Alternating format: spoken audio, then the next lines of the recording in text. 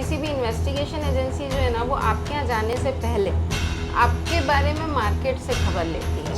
आपने बैंक में कितना कैश डिपॉजिट किया, कितना निकाला, और शेयर्स म्यूचुअल फंड्स में क्या किया है, एफडीज कितनी है आपके नाम से, तो वो सब इंफॉर्मेशन उनके पास ऑलरेडी होती है। इनकम टैक्स वाला है तो उसका सिर्फ क्राइटेरिया ये रहता है कि मैं ये देखूँ कि आदमी ने टैक्स कहाँ कहाँ छुपाया है। क्योंकि महंगाई बहुत सर बढ़ ही रही है, लेकिन ये जो ग्रोथ रेट दिखाते हैं जो नेता या तंत्र है, जो दिखा के बोलते हैं कि महंगाई रेट हमारे शासन में कम हो गई है, इसको मैम कैसे समझेगा? मान लीजिए मैं कैश या बोर्ड वो कैसे बात करता हूँ, तो उसके बारे में जानकारी आप कैसे एक बार से समझ नहीं होती, वो दोबारा उसके बाद ऑफिस में बुलाते हैं, तो वो मौके पर विजिट करते हैं, उनका एसेट्स पे, उनकी कंपनीज पे, उनके रोजगारों में। तो मैम ये चरण कितने बार होते हैं? ऐसा दीवार को तोड़ के निकालते हैं, बहुत सारा निकालते हैं, और वो रियल घटना भी बड़ी होती है। और इसको मतलब मैं ये बोलूँगी समझदार है। अगर आपने कॉमर्स सब्जेक्ट ले लिया तो आप कहीं फेल हो ही नहीं सकते हैं। इतने सारे ऑप्शन हैं आपके पास। आप बैंकिंग लाइन में जा सकते हैं, आप इनकम टैक्स में जा सकते हैं। देखिए, जब स्कूलों का दौर चलता था तो एक समय ऐसा था कि कॉमर्स को लेकर कोई खासा रुचि लोगों में देखने को नहीं मिलती थी, और जनरली ये सोचा जाता था कि कॉमर्स एक थर्ड लेन की सब्जेक्ट है, जैसे कि मैथ्स ले लिया, बायो ले लिया, उसके बाद में थर्ड लेन का सब्जेक्ट है कॉमर्स, और उसके बाद में फोर्थ में आर्ट्स वगैरह आता था, और कॉमर्स को इस वैल्यू में देखा जाता था। लेकिन समय बदला, परिस्थिति बदली, कॉमर्स की वैल्यूज़ बदली, और उसके बाद में आज कॉमर्स आज इतना सुपरसीड कर चुका है, जितना वित्तीय लेखा जोखा प्रबंधन चाहे व्यक्तिगत तौर पे हो या सरकारें उसको सुपरसीड करती हो, तो उसमें एक कॉमर्स गुरु, एक कॉमर्स को सिखाने वाला, कॉमर्स के मैनेजमेंट के लिए बहुत सारी टेक्निकलिटीज़ आ गई हैं, उसमें बहुत सारी जॉब अपॉर्चुनिटीज़ भी आ गई हैं। मेरे साथ में इस वक्त बात करने के लिए स्मिता ठाकुर मैम हैं, सीए हैं। आज बहुत सारे विषयों पे इनसे बात करेंगे। मैम, जो कॉमर्स की वैल्यू बढ़ी है अचानक से जी, आपको इस ग्रोथ को कैसे देख पा रही है? एक समय कॉमर्स बहुत बोलते थे कि यार कुछ नहीं ले पाओगे तो मैथ्स ले लो, नहीं तो वो ले लो, बायो ले लो, कॉमर्स अभी बाद में। कॉमर्स मत लो, क्योंकि उस वक्त अपॉर्चुनिटीज़ कम थी। लोग सोचते थे कॉमर्स लेके क्या करेंगे, सिर्फ एक बैंक का ही ऑप्शन दिखता था।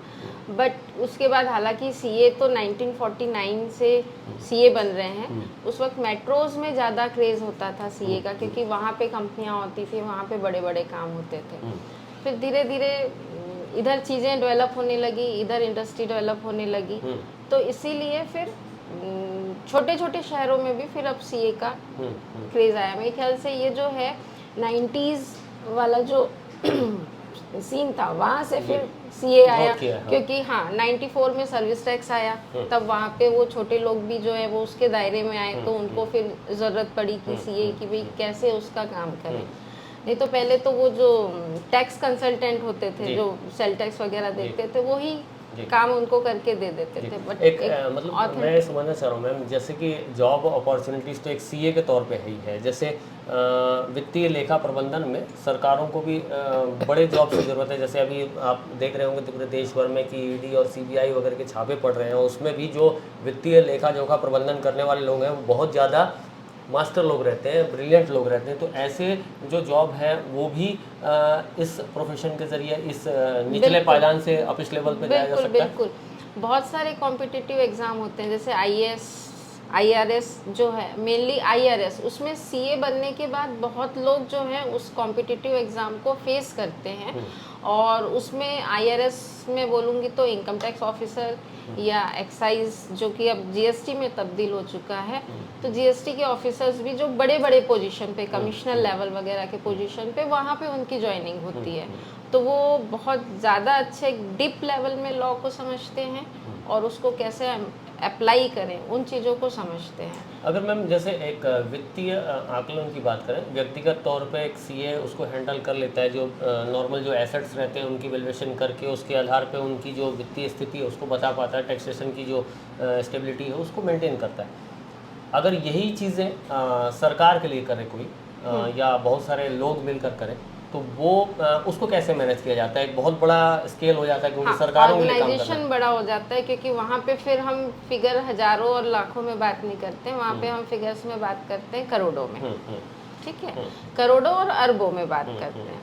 तो हम वहाँ पे ये देखते हैं कि गवर्नमेंट ने वहाँ की जनता के लिए क्या विकास के लिए काम किया, वहाँ की रोडों के लिए कितना काम किया, वहाँ पे बिजनेस कितना लाया, वहाँ पे बाहर के इन्वेस्टमेंट को कितना आने दिया, कितना आजकल जो चल रहा है ना सिंगल विंडो ऑपरेशन, मतलब कि हम सिर्फ एक जगह जाएं और हमको सारे जितने अप्रूवल मिलने हैं वो एक बार में मिल जाए। तो वो गवर्नमेंट कितना इजी टू डू बिजनेस का ऑप्शन दे रही है, उसके ऊपर डिपेंड करता है कि गवर्नमेंट वहाँ की कितनी सक्सेस है। तो ये सब सजेशन जो देते हैं उसके लिए वित्तीय सलाहकार ज़रूरत होती है, क्योंकि वो बताते हैं कि भाई आपको किस किस डिपार्टमेंट से परमिशन चाहिए होगी, पॉल्यूशन कंट्रोल बोर्ड से चाहिए, डीआईसी से लैंड चाहिए। तो वो सब चीज़ क्या होता है कि एक अगर कोई नया बिजनेस नए स्टेट में लगाना चाहता है तो उसको उतनी जगह घूमना पड़ता है, तो उसका 2-3 साल वहाँ वेस्ट हो जाता है। और वही अगर वो एक सिंगल विंडो में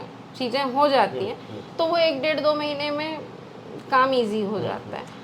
तो गवर्नमेंट कितनी फैसिलिटी दे रही है। मैन पावर मैम, जैसे कि गवर्नमेंट के लिए मैन पावर कितना, जैसे जो सीए की संख्या या जो मास्टर ब्रिलियंट लोग हैं उन लोगों की संख्या कितनी आवश्यकता पड़ती होगी, जो डिपार्टमेंटल अलग काम करते होंगे, फिर उसके बाद भी और एक ऊपर अपिश लेवल का कुछ एक पैनल होता होगा जो उन सारी चीज़ों को शॉर्ट आउट करता होगा। उसके बाद ये चीज़ें गवर्नमेंट क्या करती है, इनको अपने पेरोल पे ना रख के वो कंसल्टेंसी लेती है कि जिस प्रोजेक्ट में ज़रूरत है उस पे वो, क्योंकि ज़रूरत तो हर जगह है वित्तीय सलाह, बगैर वित्त के तो आप कोई भी काम पॉसिबल ही नहीं है। इवन घर चलाना भी बगैर वित्त के पॉसिबल नहीं है। तो गवर्नमेंट क्या करती है, हर प्रोजेक्ट में उनको अपने सैलरी होल्डर ना बना के एज ए कंसल्टेंट अपॉइंट करती है।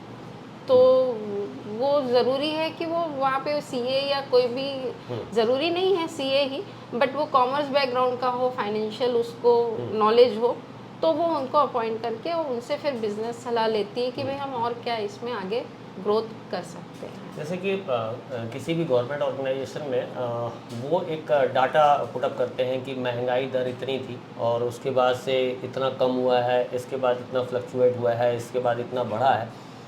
दरअसल ये जो जैसे 7.8 महंगाई दर है उसको 7.3 बताते हैं, तो ये जो कैलकुलेशन है ये पब्लिक की समझ में नहीं आता है। हाँ, पब्लिक को तो यही दिखता है और हमें भी वही महसूस होता है, आपको भी यही महसूस होता होगा कि महंगाई तो अक्सर बढ़ ही रही है।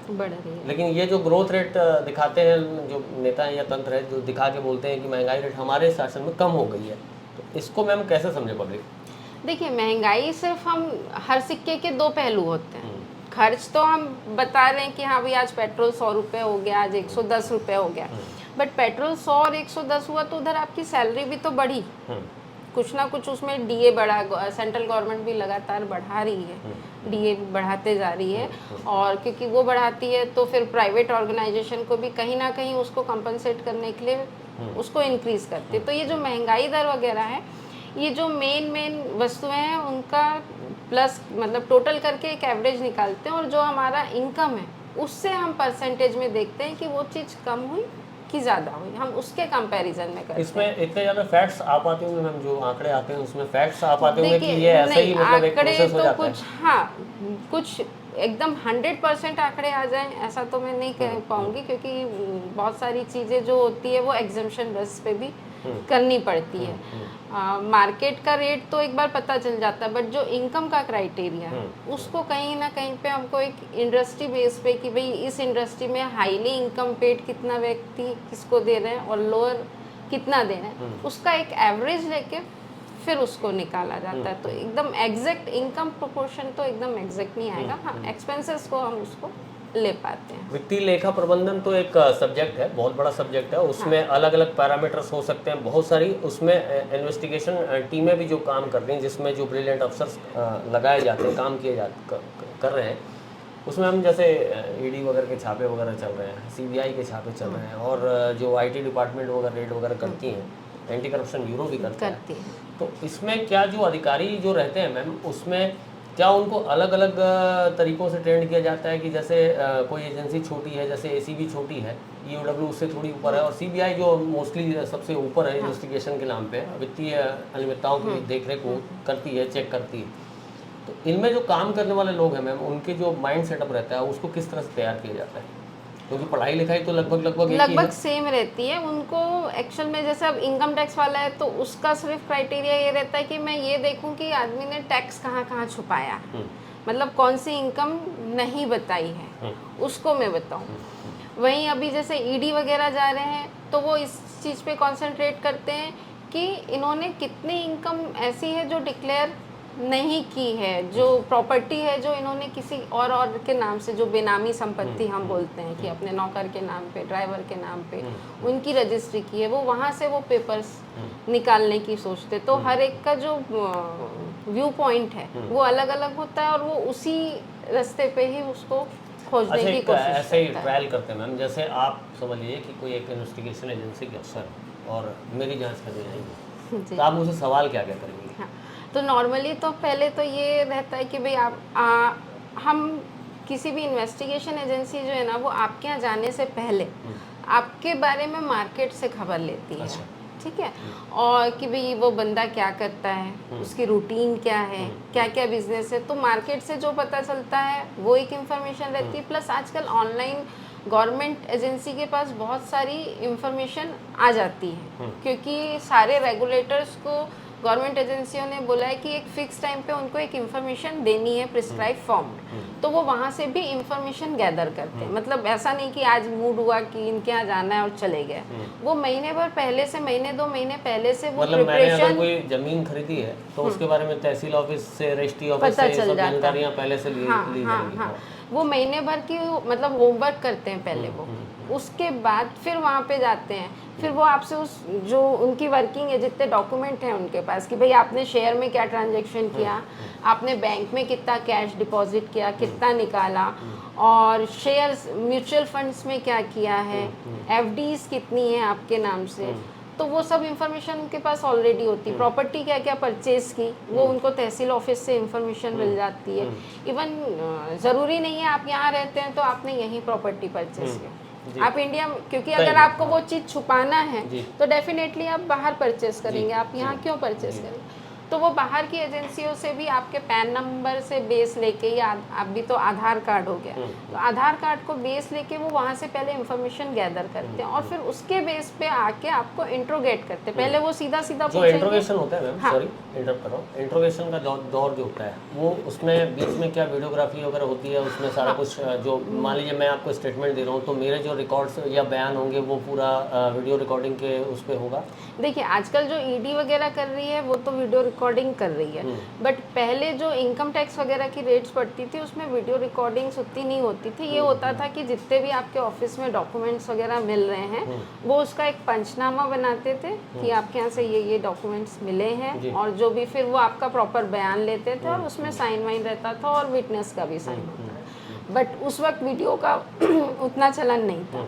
अब क्योंकि वीडियो के चलन बढ़ गए हैं तो इसलिए अब वो वीडियोग्राफी भी होने लगी है, और वो डॉक्यूमेंट्स जो मिले उसके बेस पे ही इंट्रोगेशन होता है। एक तो डॉक्यूमेंट्स हो गए मैम, और दूसरा जैसे Information जो आसपास इंफॉर्मेशन है, जो हो गई उसके आधार पर निकल गया। मान लीजिए मैं कोई कैश होल्ड कर रहा हूँ, कैश या गोल्ड होल्ड कर रहा हूँ, वो कहीं छुपा के रखा हुआ है मैंने, तो वो उसके बारे में जानकारियाँ आप कैसे मुझसे हासिल कर पाएंगे?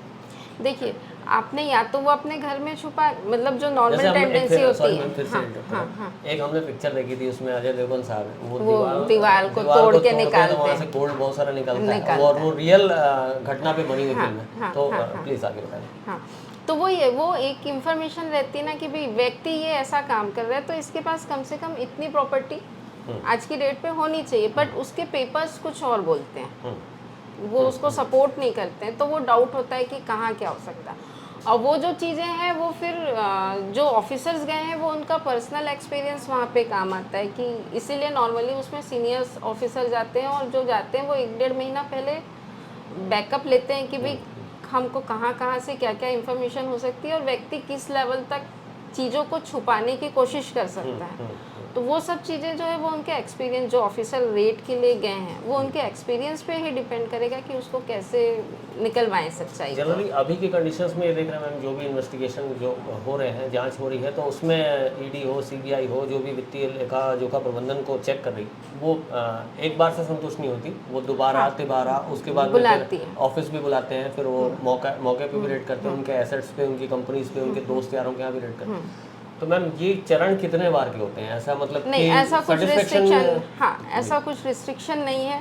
वही सेटिस्फेक्शन लेवल है कि अगर उनको सेटिस्फाई हो गया कि हाँ अब मैंने सब कुछ खोज लिया है, तो फिर वो स्टॉप होंगे, अदरवाइज वो चलते जाएंगे। क्योंकि एक्ट में कहीं पे ये नहीं बोला गया कि भाई आप 2 ही बार बुलाओगे या 3 बार ही बुलाओगे, तो वो उनका चरण चलता मतलब जो रहेगा। अदालत इवन में अभी पुट अप करें तो हाँ, उसमें पर्याप्त उनके इन्वेस्टिगेशन पास हाँ सबूत, जो एविडेंस हैं वो उनके जब तक पुख्ता नहीं होंगे, क्योंकि नहीं तो फिर कोर्ट बरी कर देगा, जो उनकी मेहनत है वो खत्म हो बेकार हो जाएगी। जाएगी। इवन अभी जो मेजर चल रहा है, अगर फाइनेंशियल में मैं बोलूँ तो जीएसटी के फेक इनवॉइसेस के केसेस बहुत ज़्यादा चल रहे हैं। इसको थोड़ा समझाएंगे क्या है? हाँ, जीएसटी क्या होता है कि जो सेल और परचेज करता है व्यापारी, तो जो परचेज करता है उस पर भी जीएसटी पटाता है, और जो सेल कर रहा है उस पर वो सामने वाले से जीएसटी लेता है। तो जो उसने पटाया है उसका वो इनपुट ले लेता है और डिफरेंस का टैक्स पेमेंट कर देता है, जो कि ऑलरेडी वो कस्टमर से ले लिया।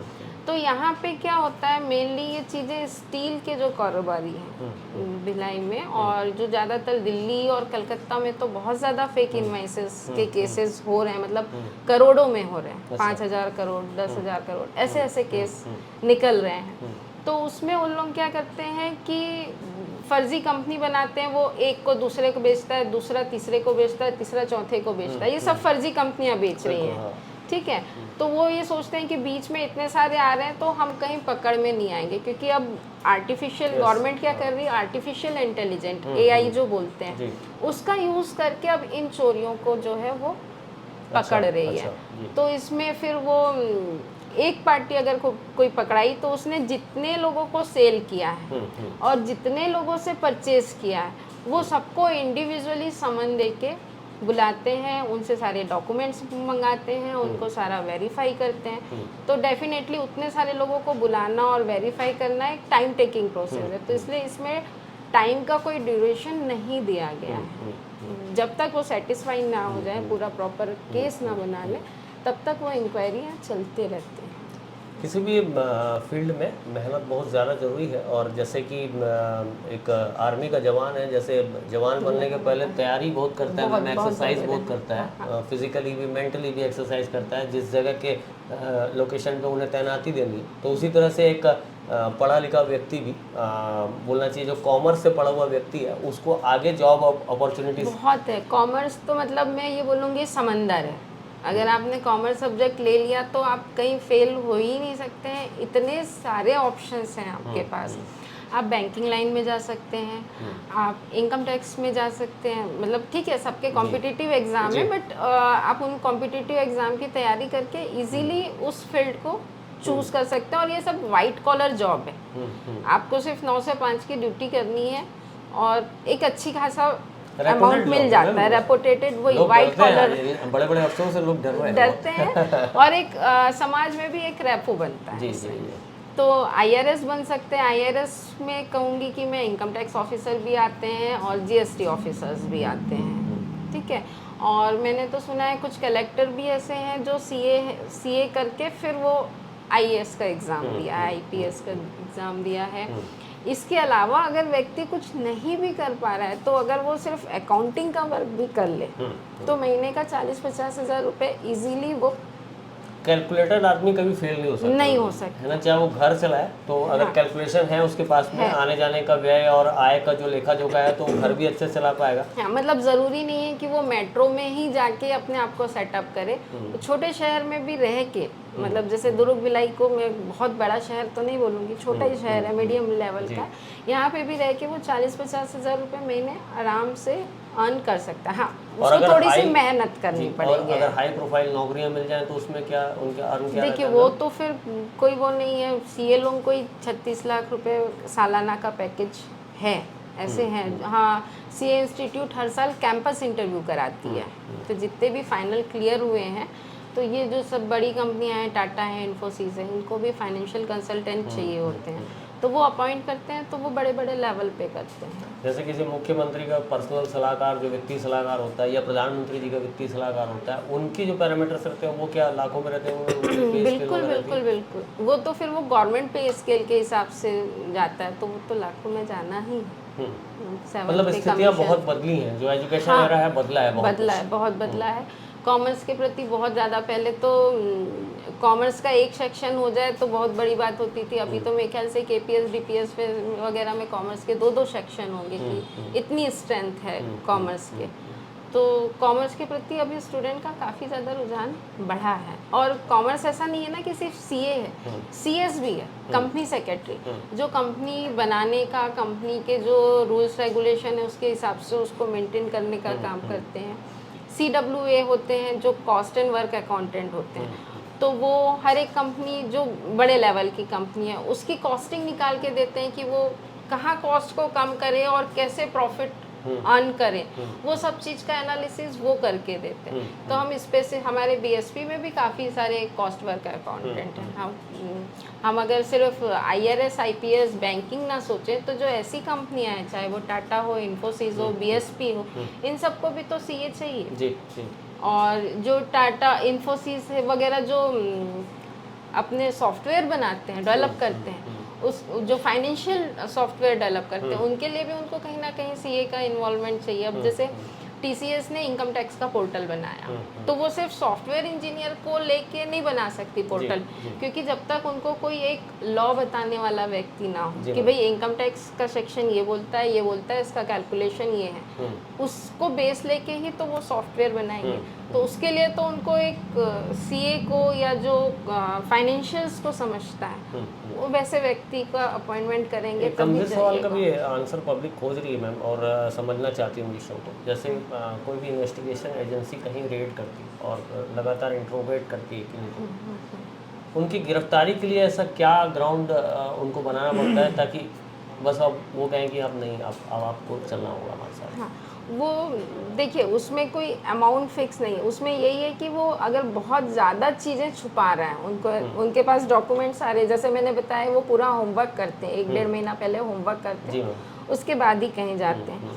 और जितना उन्होंने होमवर्क किया उसका अगर वो एक्सेप्टेंस कर ले रहे हैं, 100% तो खैर कोई नहीं एक्सेप्ट करता, बट 50-60% भी अगर एक्सेप्टेंस कर ले रहे हैं, वो उनको कॉपरेट कर रहे हैं उनके जो भी पूछताछ है उस कार्यवाही में, तो वो फिर सीधा सीधा गिरफ्तार नहीं करते हैं। बट जब वो देखते हैं कि सामने वाला कॉपरेट बिल्कुल भी नहीं कर रहा है, किसी भी सवालों का जवाब नहीं दे रहा है, तभी फिर वो गिरफ्तारी और रिमांड और वो सब चीज़ों में फिर जाते हैं।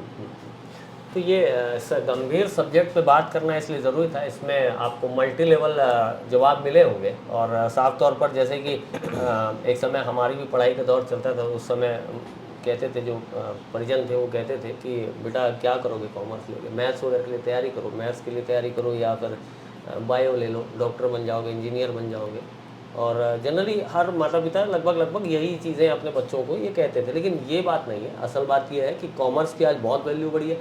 कॉमर्स के सेक्शन में अगर आप जाएंगे तो बहुत कैलकुलेटेड इंसान बनेंगे, और कैलकुलेशन कैसा होता है वो आपको इनकी बातों से समझ में आ भी रहा होगा। अगर आप घर में बहुत अच्छे से वित्तीय प्रबंधन और लेखा जोखा को कर पाते हैं तो आपका घर बहुत अच्छे से मैनेज हो सकता है, आप बहुत कम खर्च में अच्छे से घर चला सकते हैं। उसी प्रकार से एक देश, एक राज्य इस तरह से चल सकता है। दूसरा जो पार्ट है, हमने समझाने की कोशिश की कि अभी जो लोग डरे हुए हैं, जिनके ऊपर इन्वेस्टिगेशन की गाज गिर रही है और लोगों को चेक किया जा रहा है, तो आप सोचिए कि कितना बड़ा ग्रेस है कि कोई एक अधिकारी आता है और बहुत सारे एविडेंस लेकर आता है और आपको इंट्रोगेट करता है, और सरकार के कटघरे में या कानून के कटघरे में आपको खड़ा रखने की ताकत रखता है। तो इतनी सारे विषयों पे अगर आपको एक जॉब अपॉर्चुनिटी मिलती है तो कॉमर्स कहीं से भी 19 नहीं है, बोला जा सकता है। 21 है, मैं तो ये बोलूँगी। तो ये हमारी बातचीत आपको कैसी लगी इसको ज़रूर बताइएगा। वीडियो पे आपकी कोई राय हो, आपके कोई विचार हो, उसको ज़रूर रखिएगा। KP न्यूज़ है, उसको सब्सक्राइब करें। न्यू वीडियोस के अपडेट पाने के लिए सब्सक्राइब करें KP न्यूज़ को और बेल आइकन को दबाएं।